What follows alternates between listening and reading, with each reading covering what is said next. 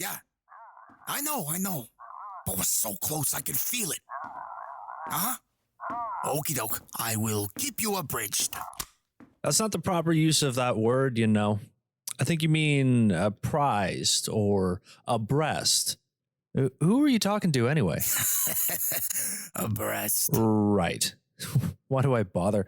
All right, look, hurry up and settle in. We're about ready to go. Wait, what do you mean, ready to go? Well, here's the thing. I've been putting in a lot of after hours work lately, trying to really take this show to the next level.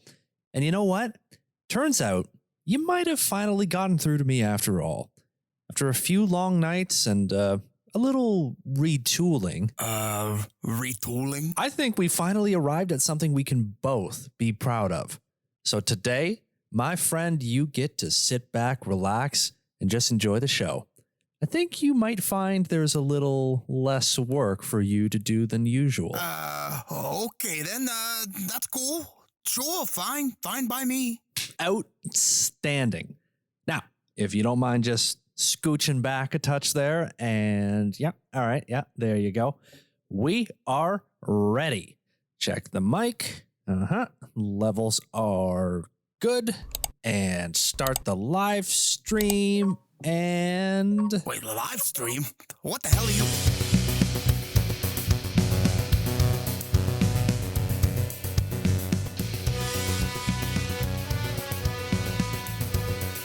From Disinformed Content Media, in association with Fighter Productions, this is Hard No, Episode 9, The Storytellers.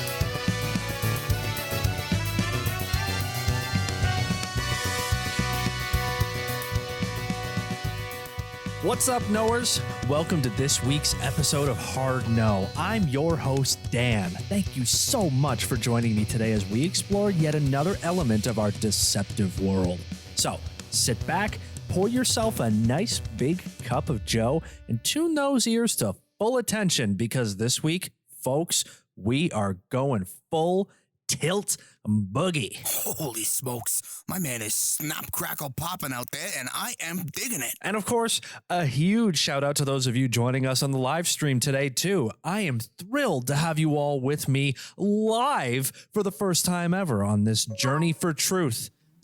And yes, I'll be taking questions as we go along through the episode here, but before we get going, Hard No is brought to you by Audiotastic microphones. When you need the clearest, crispiest sound for your audio productions, there's no microphone I trust more than Audiotastic. Remember, if it sounds good, it's Audiotastic. Good Lord, he's even got ads queued up and ready to go. Wow, they really do grow up so fast. You never appreciate the time you have. All right, listeners. This week, we're really going to get down to it. We'll be taking a sledgehammer to a particular group of grifters that I take real exception to. Oh, a Dan with no holds barred. He's finally leveling up. God, this is so exciting. If my producer would settle down there, maybe I could actually get this narrative rolling. I'll be good. Each and every day, regular people struggle to make sense of a world that is chaotic, confusing, with stressful situations constantly piled on top of their everyday responsibilities. They yearn to be well informed, to be able to rely on good, solid information to soothe our souls, to take the edge off, reduce some of that cognitive load we've mentioned in past episodes. But instead, what do these good, honest people like you and I, get handed? A never-ending barrage of fear-mongering, blame-slinging, a targeted torrent of emotions that none of us are equipped to handle, lies told, misinformation sold and spread like a plague, fingers turned on innocent people and turned away from the true culprits, the nefarious criminal kingpins of the airwaves who have polluted the water of words, who have only made life more chaotic, more confusing for the hardworking folks like you. I'm speaking, of course, about the people who control the news, the misinformation media moguls who have made it their life's work to keep us scared, angry, and divided, and all in the name of profit. Strong, assertive, full of confidence. Boom. Now this is podcasting. Okay, I'm already seeing some responses from the live stream over here. Shout out to Donkey Baller 69 here in the chat who says, hell yes, taking back our brains from the manipulators behind the curtain. I agree, Donkey Baller. Enough is enough. And today, right now, is where we turn the tide. Now, just a reminder, make sure you share this stream out and bring your friends and followers along for the ride. We're changing the world here, people. The revolution will be live streamed. Jeez, we might be onto something here. Look at these engagement numbers. They're already bumping up and up. Holy majumbo, we just broke 1,000 hits. It's really happening. But hey, I'm not just going to shout my ideas at you all day like some shallow opinion jockey. No. Here at Hard No, we're all about that well-researched information, facts, truth in its purest form. That's what makes us the most trusted name in podcasting. I mean, I love that, but is that a verified fact? Like, can you really verify trustworthiness with a metric? Then again, if you say it with such gusto, hell, does it even matter? As always, when we dissect a topic, I consider it my duty to ensure you have the broader context you need to see the fuller picture. And in order to understand these mass media manipulators, we need to go way back.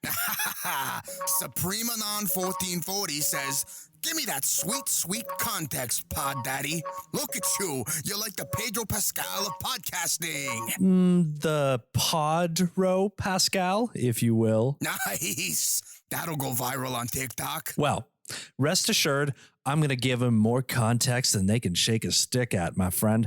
But before that, the following contextually historical segment is brought to you by Swingin' D's all-natural male supplementation capsules. Chock full of pretty much every kind of nutrient there is. They put the extreme in throbbing extremities. Head to swingingd.com and use promo code GETHARD20 to get 20% off of your first shipment. Oof, cha-ching. Another pitch-perfect ad placement. Sheesh, this episode is really moving me. To a bigger house. We've spent a lot of time this season establishing the importance of the nuances of language, the various ways we transmit information from one person to another, and how words, images, and their meanings can change over time. These are all central elements to human society. We owe many, if not all, of our achievements as a species to these tools of communication. Now, of course, it hasn't always been easy. And Lord knows, it's rarely been reliable. That is, until our little show came along. Hard No only deals in the truthiest of truths. You're damn right. Now, what historian wouldn't agree that everything changed in the year 1439, when a German craftsman named Johannes Gutenberg constructed the world's first printing press? Although, truth bomb here, we've since learned that the first movable printing technology was actually created in 1040 AD by Chinese inventor Bi Sheng, and that books were being printed in 14th century Korea long before Gutenberg got cracking, or, well, should I say, crafting.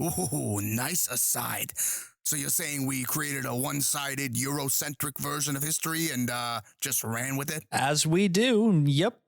Naturally, we prefer our narratives to feel closer to home, so to speak. Nevertheless, this was a turning point in human history.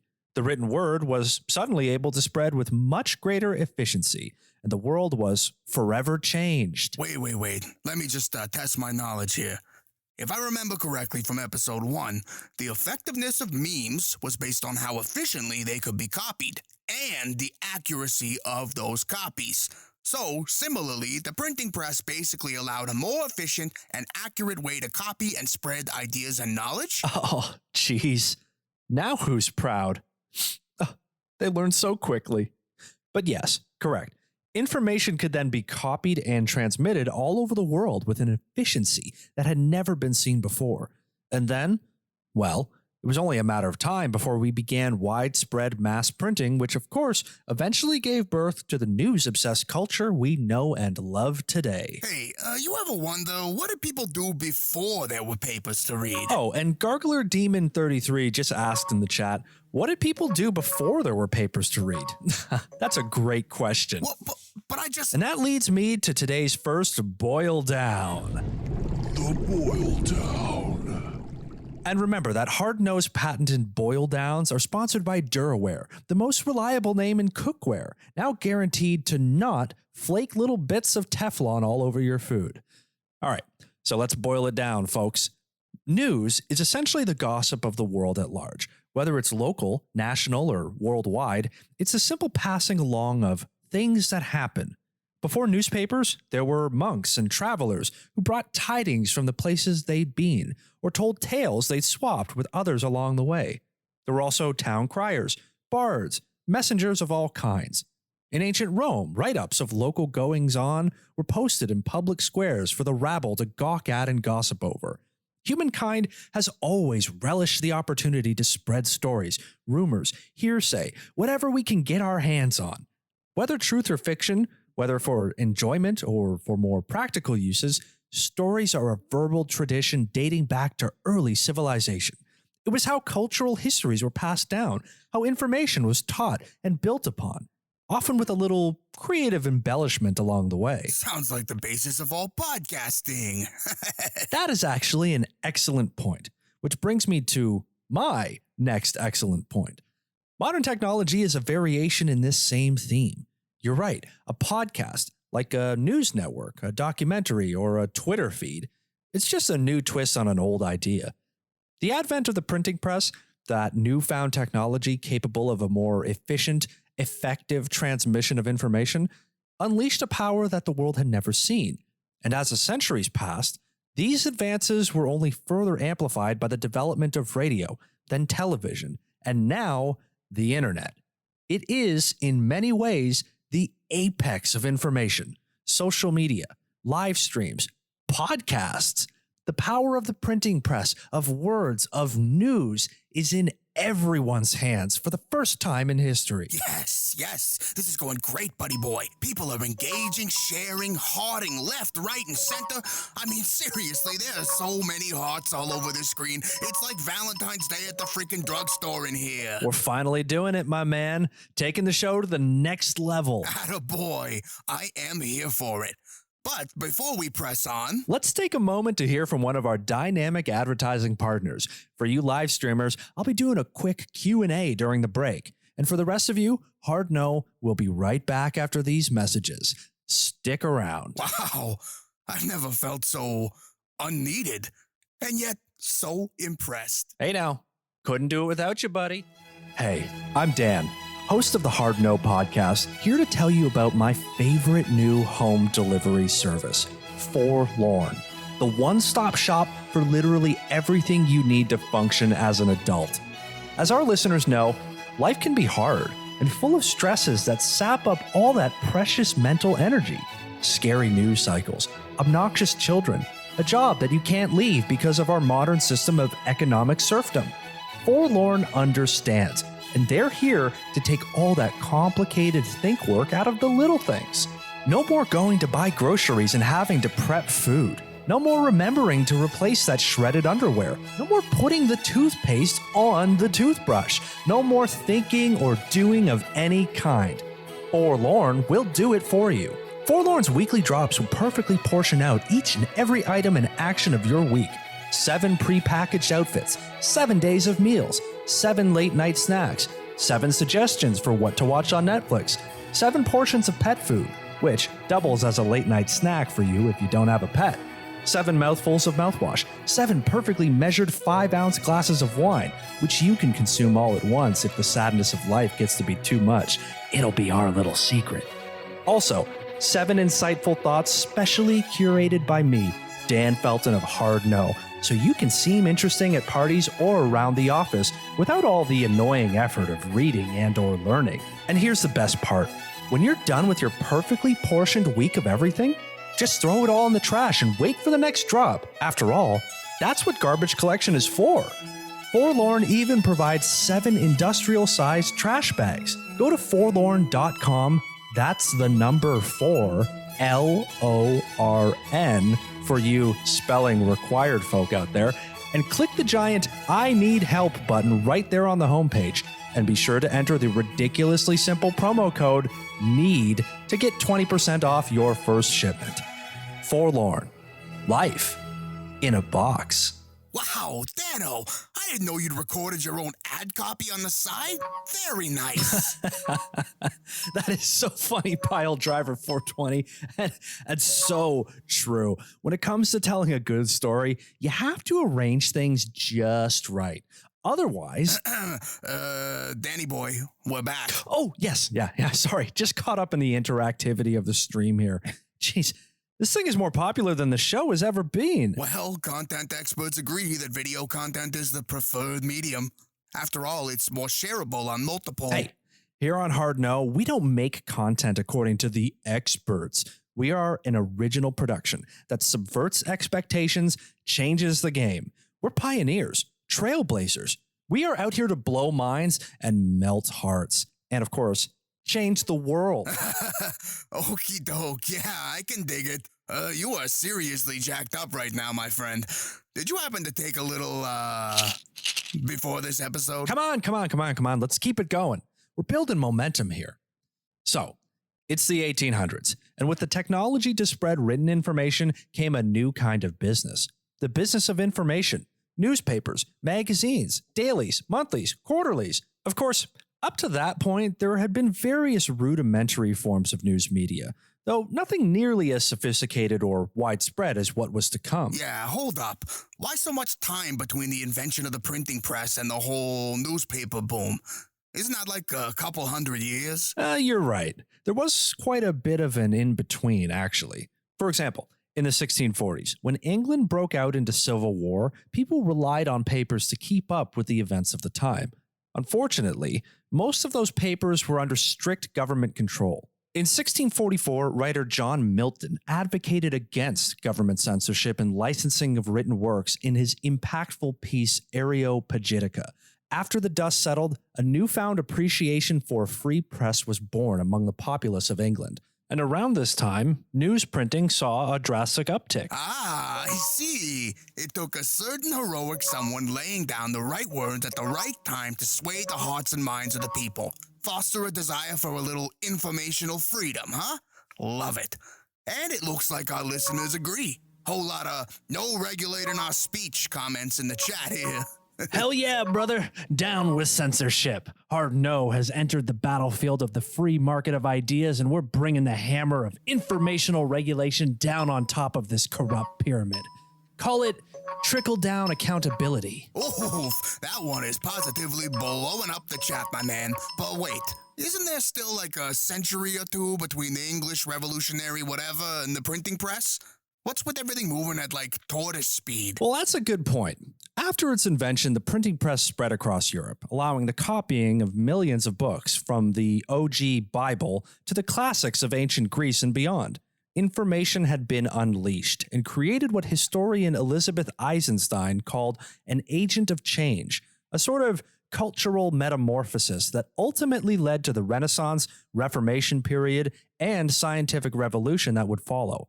It was a slow burn, yeah, but over time, it was changing the intellectual history of planet Earth. But then along came the 19th century. A radical new nation called America was blowing up the scene. In France, a bloody revolution against the monarchy, people moving into ever-expanding towns and cities, new systems of government, new technologies, industrial growth, and a spreading ideology of market-based economics. Safe to say, there was a lot going on. Hence a greater need than ever for widespread accessible news. Folks need to know what's up around town and across the pond. And the people in power need to be able to inform said folks of critical info as they spread farther and wider across continents. Bingo.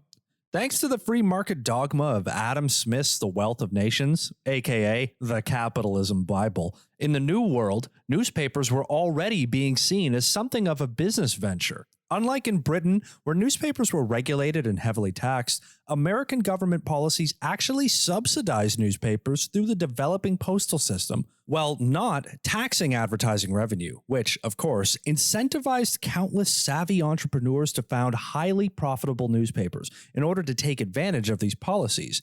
Yet again, what was once an elemental function of human society, used for sharing, learning, growing, the act of storytelling, had somehow been monetized for profit and personal gain. The American news industry exploded, audiences boomed, Eyes and ears and advertisements became the name of the game. Hey, now you're speaking my language. Big audiences equal big money. ABS, Danny boy. Always be selling. And now we come to a key turning point. As the news industry grew, so did the profession of journalism. After all, someone had to collect all this information, ruminate on the rumors of the day, arrange their words in neat little rows, and send them off to the presses. The business of gathering and sharing news had finally landed back in the hands of human beings. Aha, the democratization of information. What a glorious thing. And we all lived happily ever after. Right? Oh no. Wrong show, friendo. At the risk of you calling me repetitive, as the mass spread of information occurred, so did the ability to spread misinformation and falsehoods. You said it yourself when we first met. Anyone can say anything or whatever. The power of spreading information via widespread news media and unchecked advertising made that statement truer than ever. The developing news industry had money-making baked right into its delicious crust. Between the advertising boom and the lack of regulations, anything and everything could be sold in papers.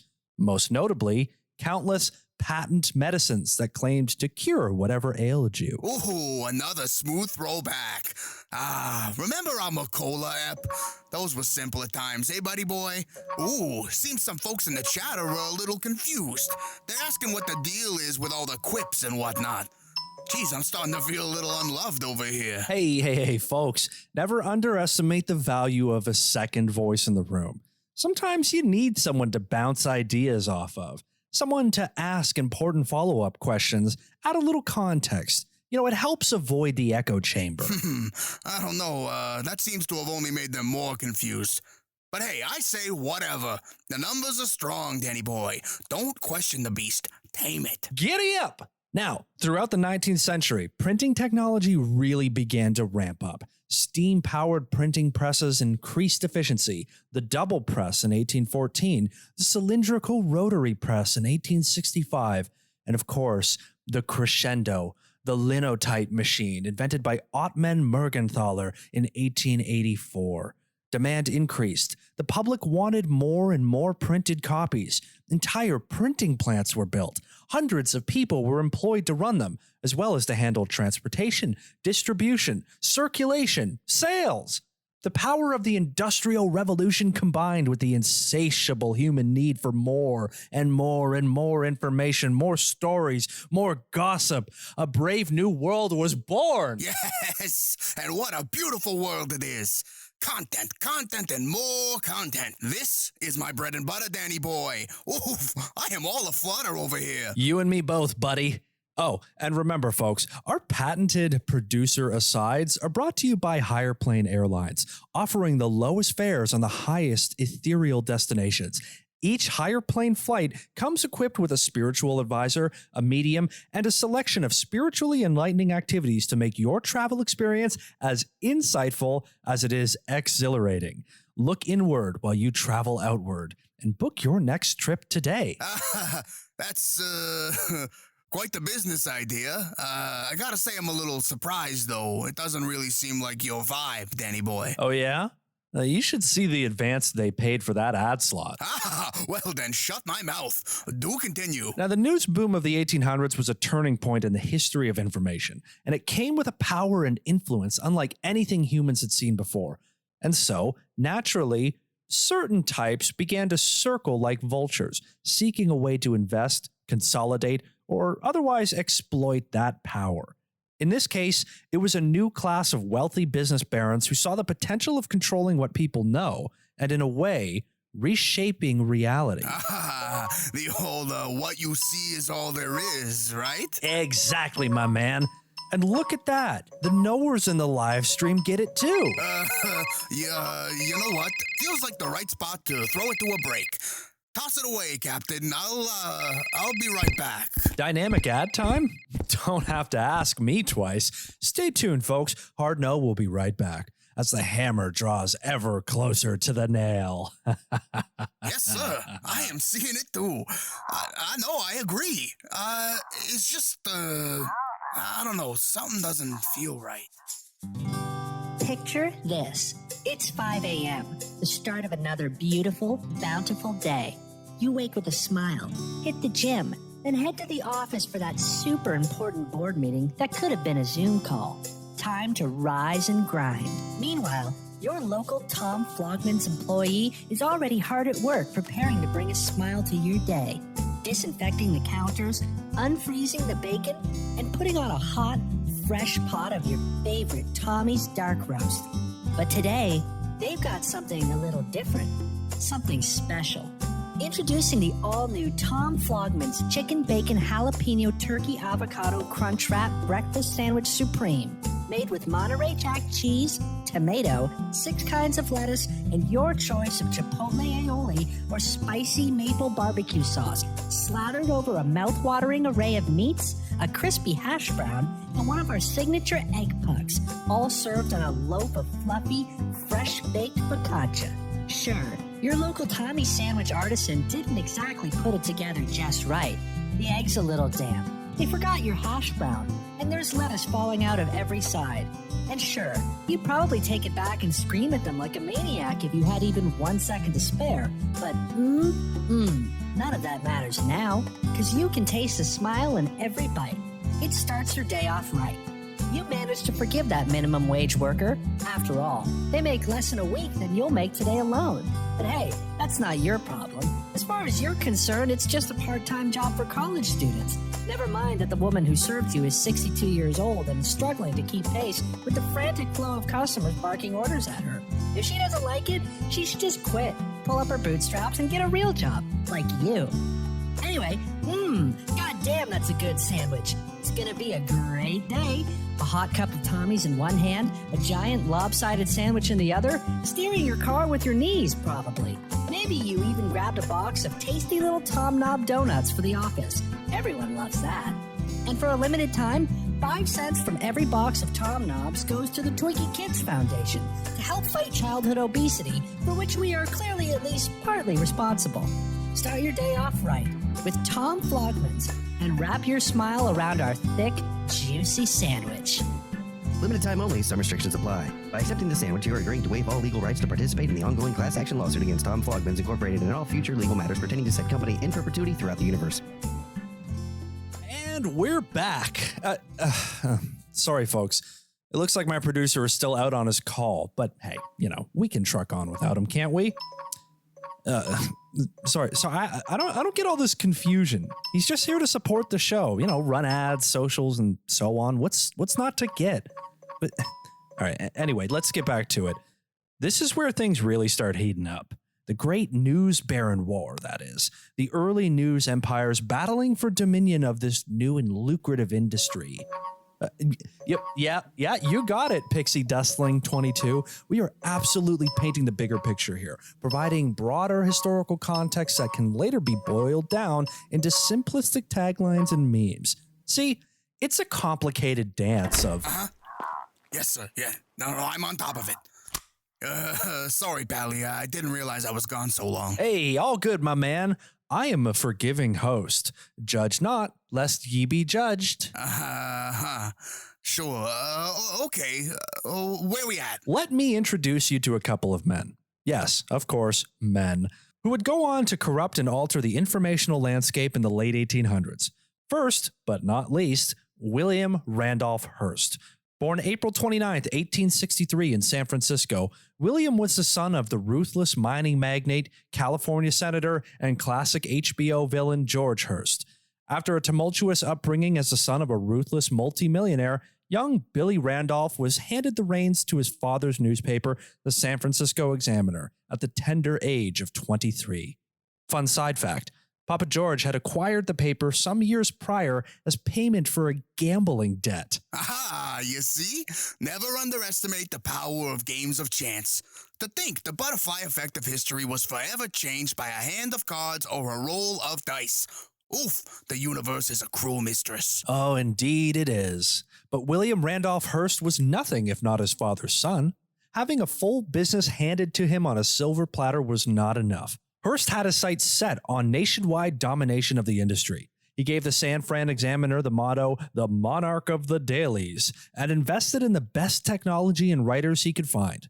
Knowing he would need a foothold in what was then the business capital of the East Coast, he purchased the New York Morning Journal in 1895, which put him squarely at odds with the largest newspaper in New York at the time, the New York World, which was owned and operated by the other side in our little News War One, a man named Joseph Pulitzer. And while we're at it, this News War halftime show is brought to you by... Eesh, Dano, even I feel damn near advertised out by now. Who is this ad-friendly Dan? Where's the cynical downer I know and love? Shh, it's paying the bills, baby. This brief intermission is brought to you by Instameme. It's tough to keep up with the constant demands of content creation. Up your game with Instameme, the AI-powered meme generator that floods your feed with fire content by auto-posting top-tier memery every 15 minutes. Don't let the algorithm bury you. Rise to the top with Instameme. Wow, I am speechless. Seriously, I'm like a fish out of water today. Joseph Pulitzer was born in Hungary in 1847. As a young man, he tried several times to enlist in military service before finally getting his wish by being recruited to America, where he fought for the Union side in the American Civil War. After the war, he eventually found himself rubbing elbows with some powerful folks in St. Louis, Missouri, where he would come to work at a German-language newspaper called the Westlich Post. During his stint there, he also ran for office as a Republican and won, as well as became a vocal supporter of the 15th Amendment, which allowed people the right to vote regardless of race, color, or previous servitude. Wow, quite a story. Far cry from Mr. Hearst's silver spoon up the butt. Very true. Pulitzer soon became known as a champion of the common man. In 1878, he bought the St. Louis Dispatch and merged it with the St. Louis Post to create the Post-Dispatch, and used it to spread the populist rhetoric and sensationalist style of writing that made him famous. Within 4 years, he grew the Post-Dispatch's circulation to 5 times its size, which naturally led him to buy more presses and increase wages. However, this was thought to be less out of the kindness of his heart and more from a desire to crush the attempts that were made to unionize. Sort of like a Starbucks. Ooh, wow. People are loving this pro-union rhetoric in the live stream. A couple commie comments, but nothing too drastic. Holy moly, those numbers, though. We're about to break 10,000 listeners, my man. Well, fly us to the moon. And hey, we're still in the historical context segment. Just wait till we get to the main event. Yeah, by the way, what is that? Patience, we'll get there. So yeah, Pulitzer's man of the people shtick was a bit of a facade, used to boost his business while denying his workers the right to organize. But Lord knows that doesn't stop anyone now, and it didn't stop him then. After the success of the Post-Dispatch, Pulitzer went to New York to meet with Jay Gould, one of the infamous robber barons and railway magnates of the 1800s, who was now the owner of the New York World newspaper. The paper was essentially a trash tabloid of the time, which had notoriously published forged documents supposedly from Abraham Lincoln in an attempt to smear the president. Lincoln had the then owner of the paper, Manton Marble, arrested. But years later, Marble would sell the paper to railway kingpin and industrialist Thomas Scott, who openly admitted he'd bought the paper to use as a propaganda vehicle for his stock enterprises. Ha! Yikes. Didn't this guy know you're not supposed to say the quiet part out loud? You're supposed to say you're just diversifying business interests and hope to provide reliable, fair, balanced information for readers and yada, yada, yada. Now remember, this was before the public relations industry came along to provide a big old Captain America shield to shady corporate practices. Anyways, turns out Scott was a lousy businessman and eventually sold the failing paper to our lovely Jay Gould, who was, by the way, another trash human being who manipulated the markets, leading to the Black Friday crash of 1869. But that's another story. Point is, Jay Gould had pretty much the same philosophy about the paper as a propaganda tool. Under Gould, the New York World became profitable again, just in time for Joseph Pulitzer to swoop in from St. Louis and buy it up. Pulitzer, of course, brought his signature style along with him. He filled the paper with sensationalized headlines, games, comics. He even offered the first color prints. He also liked to play both sides of issues. He proliferated investigative journalism, running exposés on social issues such as abuses in tenement housing, while simultaneously playing up sensationalist fear-mongering in his headlines. Ah, a little of the old social engineering we touched on in last week's episode. Precisely. But his sensationalist tactics would eventually come back to bite him in the ass. While he was busy growing the New York World, on the other side of the country in San Francisco, William Randolph Hearst drew inspiration from the Pulitzer model of newsprinting and applied it to his San Francisco Examiner.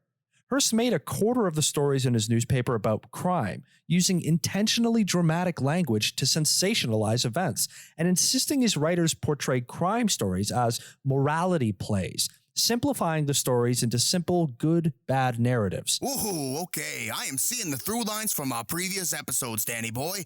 You know what they say. History doesn't repeat, but it does rhyme. Yeah, they do say that, don't they? You know, it's starting to seem like the whole season has been building up to this. What are you planning over there, buddy boy? Eventually, the San Fran Examiner rode the sensationalist train right to the top, and William Randolph Hearst set his sights on the very man who had once inspired him, Joseph Pulitzer. He moved to New York, bought the New York Journal, and began charging a penny a paper, undercutting the New York World's 2-penny price. The journal's readership then boomed to 150,000 in the blink of an eye. He began raiding Pulitzer's staff, mainly by offering better pay, but also because Pulitzer was apparently a complete jackass to work for. And the war began. Each paper set out to outsell and out-sensationalize the other, offering more and more bells and whistles to their publications. The big battle came in the form of a comic called Hogan's Alley, which featured a young boy in a yellow nightshirt who became known as the Yellow Kid. First, Hearst poached the comic's artist away from Pulitzer, taking the comic with him. Then, Pulitzer hired another artist and continued running the same comic. Soon, both papers were publishing Yellow Kid comics, which became a sort of Cold War for increasing readership at any and all costs. And this is where the expression yellow journalism originates, a term for the shameless, unabashed techniques of spinning, dramatizing, and downright misleading readers, preying on the public's desire for emotional drama and gossip. Ah, I see the age-old debate between informational and entertainment. Can any self-respecting journalist have one without the other? Doesn't even the most honest, altruistic news organization have to appeal to some base instincts now and then to keep people coming back for more? Hey, you know how it is. When you've got an informational product that requires people's attention, how do you stand out from the crowd? Rise above the sea of similar content. Why do I feel like the answer lies in the competitive shenanigans of Mr. Hearst and Pulitzer? Oh, you're absolutely right. You know, Sir Isaac Newton once said, "If I have seen further, it is by standing on the shoulders of giants." For the ever-expanding news industry, Hearst and Pulitzer were those giants. Before they came along, newspapers were all black and white text, nothing setting one apart from another. I mean, they were just begging for someone to come along and spice it all up. And our warring news barons were just about the spiciest boys in the game. They changed the landscape forever, setting a new bar for attention grabbing for every newsman who would come after. The following 2 centuries of the news were a race to the tippity top of Attention Mountain, everyone seeking to grab more than the other guy by whatever means necessary. And we know from last week what comes with a little healthy rivalry, don't we? Well, allow me to defer to your legions of followers. They are shouting the answer from the digital rooftops, Danny boy. Say it with me, everyone. We cash in. You're damn right. Ring-a-ding that could ching-a-ching. Much like Coke versus Pepsi, the competition was tough, but also mutually beneficial.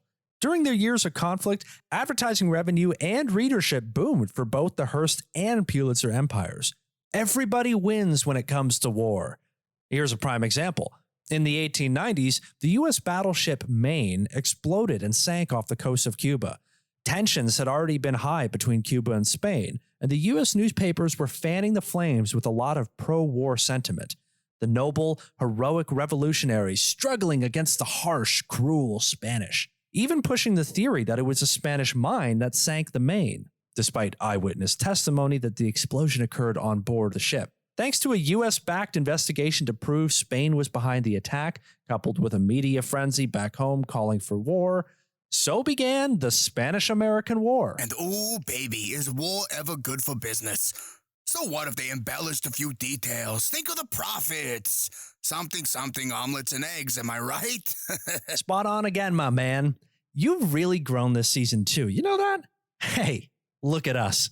Who'd have thunk it? Not me. So, after the end of the Spanish-American War, the techniques of yellow journalism had become well known to the public, and the unchecked behemoth of all this informational transmission was starting to come under a more critical lens.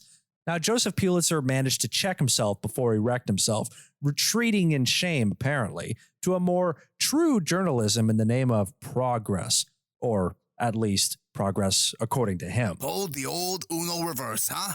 Well, what about my man Hearst? I mean, come on, don't deprive me of all my spicy villains at once. Oh, don't worry, I won't. But interesting side note, as Big D Energy 22 commented here in the chat, William Randolph Hearst actually became the inspiration for Orson Welles' Citizen Kane, a tale of a media tycoon who amasses great wealth and power, but ultimately winds up alone. While Pulitzer went on to become the household name for the most prestigious journalism prize around. So you could say the legacies of both men lived on, but in different ways. Well, everyone is a rich, complex tapestry, aren't they? If nothing else, we've made that clear this season. Everything's nuanced, nothing's black and white, and blah, blah, blah, blah. True. Although, while he may have been a good old-fashioned, flawed, corruptible human, Hearst's villainy was pretty damning. I mean, the man once allowed articles to be published insinuating President William McKinley should be assassinated. Harmless rhetoric. Nothing wrong with showing an alternative political viewpoint, right? Yeah, sure. Except if you know your American history, William McKinley was assassinated on September 6, 1901. Well, bizarre coincidence or what? I'd say that's precisely what Hearst wanted people to think as well. Wait. So if Hearst isn't our big bad, the true villain we've been gearing up to hammer down this week, then, who is? Patience, my friend. We're almost there. After the break, we're going to bring this thing home. Stay tuned, folks. Okie doke. Yikes, I gotta take a call again. Send us off, Dano. Yeah, I know, right? He sure is taking a lot of calls this week. I know he's distracted.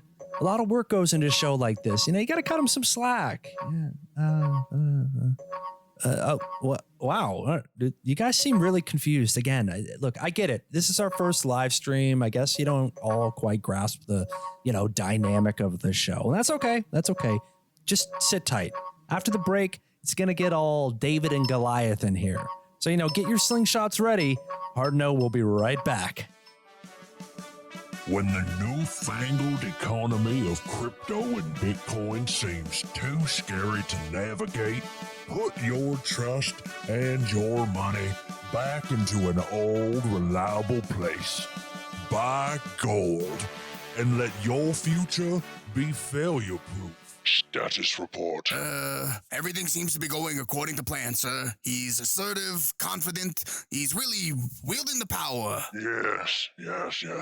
However, there is some concern up here that perhaps he is straying outside the line. Well, sir, if I may, this is the end result of a season-long build-up. He's weaving together all the themes and tactics of deception into a single focus on corrupted narratives. I mean, this is all pretty good stuff, if you ask me. I did not ask you for a mini-episode worth of explanation. No, sir, I understand, but with all due respect, we're doing exactly what you wanted.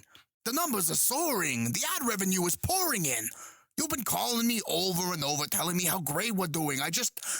I'm not sure what the problem is here. The problem is that he is straying dangerously close to a target that is off limits. What? Who? You know who. I don't need to tell you. If he goes down that road, there will be consequences. Consequences? Sir, after everything we've done, after how far he's come, you want us to pump the brakes now? He's losing control. I fear you may have created a monster, and you're too close to see it. Too close? Sir, that's unfair. I have been a consummate professional every step of the way. You are on thin ice. You're going to put a stop to this before he takes it too far. Sir, I can't, You can, or I will send someone who will. Yes, sir. I understand. Buy with Old Gold Hold Incorporated and rest easy with the currency that has stood the test of time.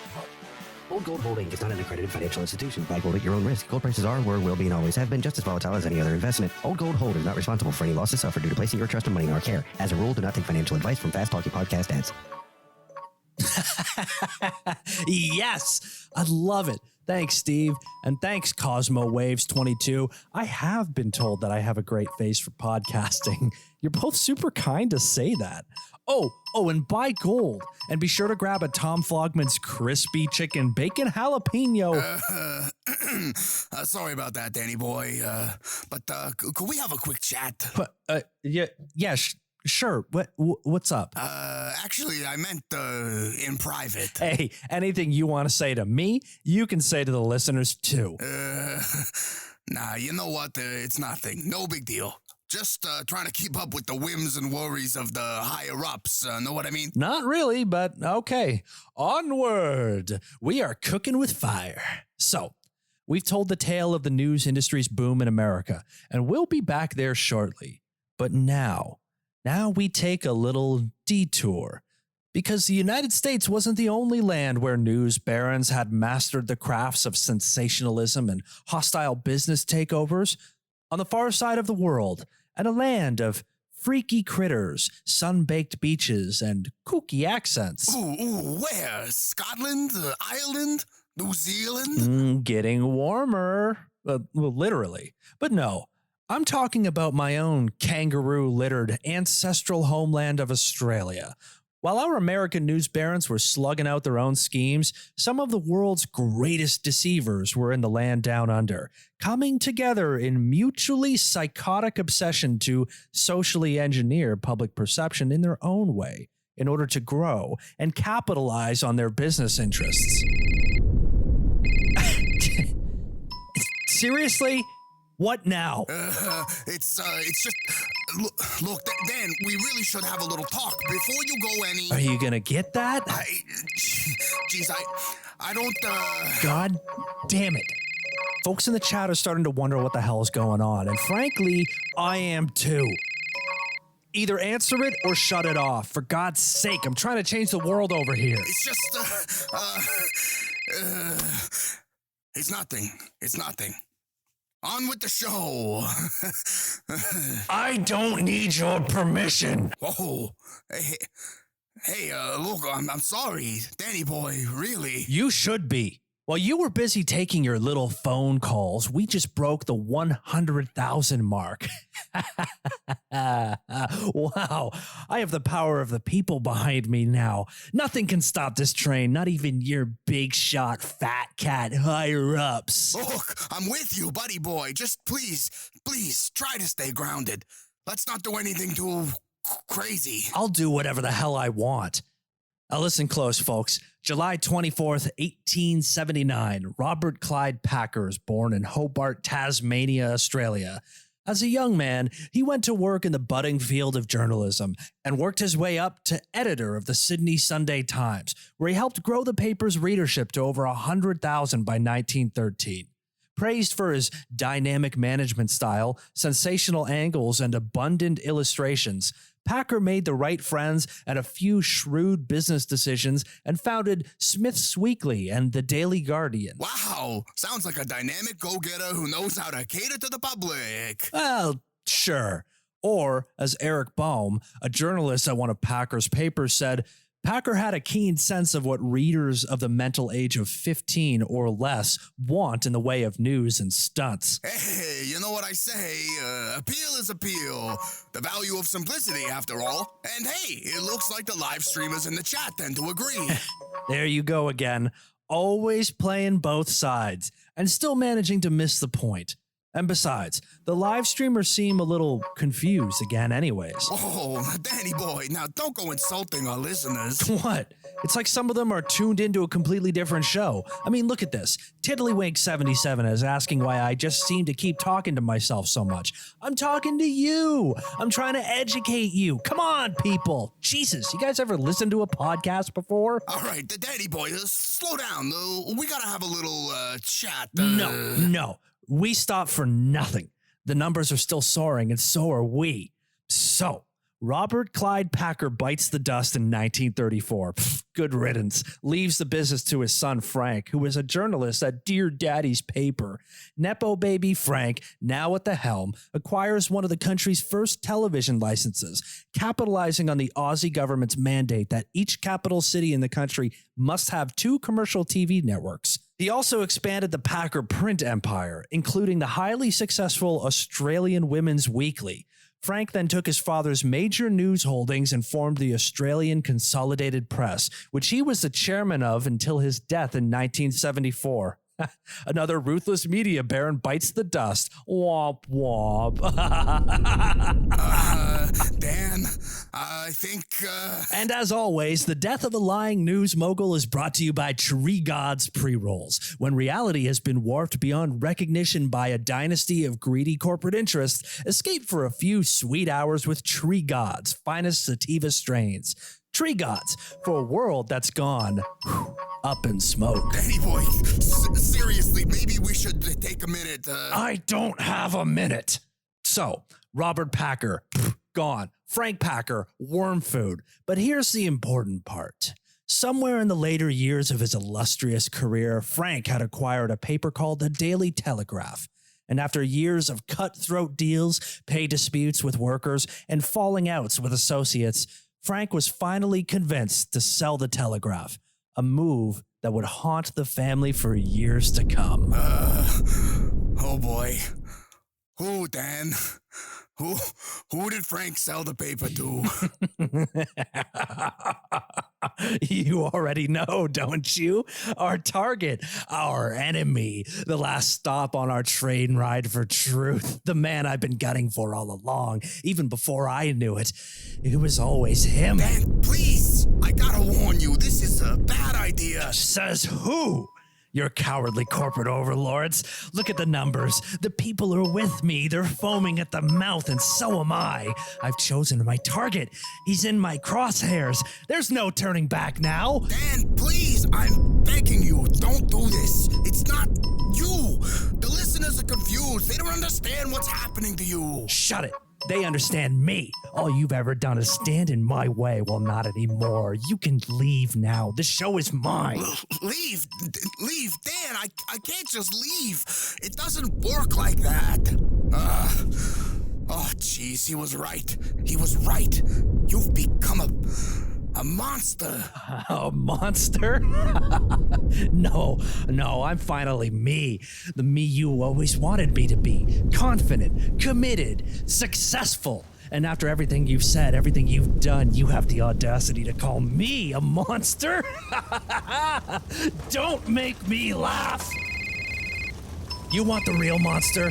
Ladies and gentlemen, in 1972, Frank Packer sold the Daily Telegraph to my arch-villain, king of lies, Fox News peddling piece of human scum, the man who is truly history's greatest monster. Please, Dan! Keith. Don't do it! Rupert. No! Murdoch.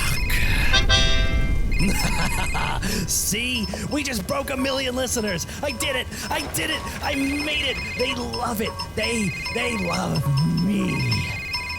All right, knowers, let's do it. Rupert Murdoch was born on March 11th, 1931, a day that... Who the hell is that? I don't know. Well, why don't you make yourself useful and get the door? I can't do that, Daddy boy. I think it's gotta be you. Jeez, this guy. Useless. That's what you are. What the hell? What? Get your hands off me. Do you know who I am? You can't just... Hey, stop. Help me! Somebody help me! I'm sorry, Danny boy. I tried to warn you. I should have known. They're scared of me. Scared of the truth I'm gonna tell, yeah. Yeah, lock me up, will they? Yeah, well, joke's on them. I've never felt so vindicated. I'm a prisoner of conscience. A martyr. I'm a goddamn hero. And when my fans find out I'm in here, yeah, they're gonna storm this place. Yeah, they're gonna storm it like the Bastille, and I'll be free. A freedom fighter. Yeah. And that'll be off with their heads. Off with all their heads. Yeah. Hey, buddy boy. Yeah. Oh, yes. You came finally. Okay, get me out of this cell already, please. Come on. What? Why are you? What? How did they let you in here? I told them I'm your legal counsel. I guess that gives us attorney-client privilege or whatever. What is this place? What am I doing here? I feel weird. It looks like you're gonna have to answer for a few things, Dano. Answer for what? Get me out of here already. I've got a show to do. We're so close. I'm afraid I can't get you out. What? After all we've been through, all your little quips, your hawking ads, questioning my every word, my every move, and now, when I really need you and you won't help me? What good are you? And what the hell is that noise? Enough of this. What's going on here? I'm sorry, Danny boy. Really. But I can't spring you. Why not? You're a smart guy. I think you already know the answer to that. Think, Dan. What is that? Think harder. How did you come to be here? I can't remember. Think that day in the coffee shop. The day we met. You were working on the show and I was stumped. I was angry, confused, and then you came up to me and you I appeared, Dan. Right before your eyes. No, it can't be. Oh, it be. What? Who are you? Come on, what's your name? I don't have a name, Dan. Because I'm not really here. Because I created you. You were me. Oh, no, let me out. I don't want to be here anymore. I'm not here. You're not here. This isn't real. I'm back in the coffee shop. Yeah, I'm back in the coffee shop. Let me go back. Somebody, please, let me go back. Bon voyage, Danny boy. And the truth shall set you free.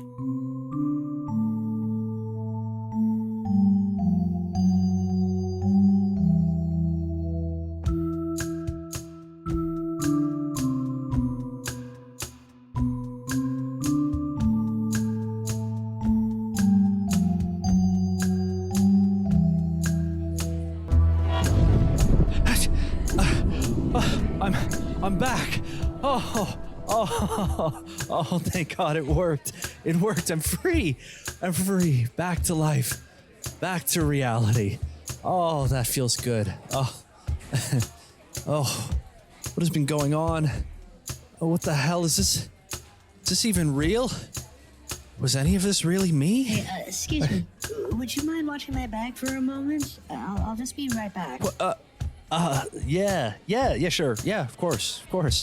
Oh, hey, actually, sorry, but I see you here all the time. I was just actually wondering, have you seen my friend? Your friend? Yeah, the guy I'm always with here. You know, the gruff, sort of sleazy, used car salesman sort of vibe. I'm sorry. I don't know who you mean. I see you in here every day, but by yourself. Never seen you with, well, anyone, really. Oh, shit. Hard No is written and produced by Dan Felton and David Felton. Original music was produced by David Felton.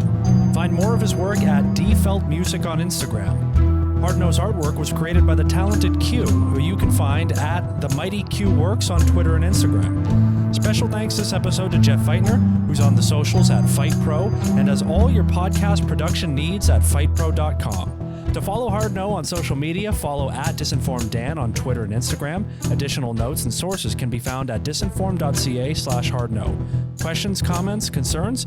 Email me at dan@disinformed.ca. And if you like what you hear, pass it on. And thanks for listening.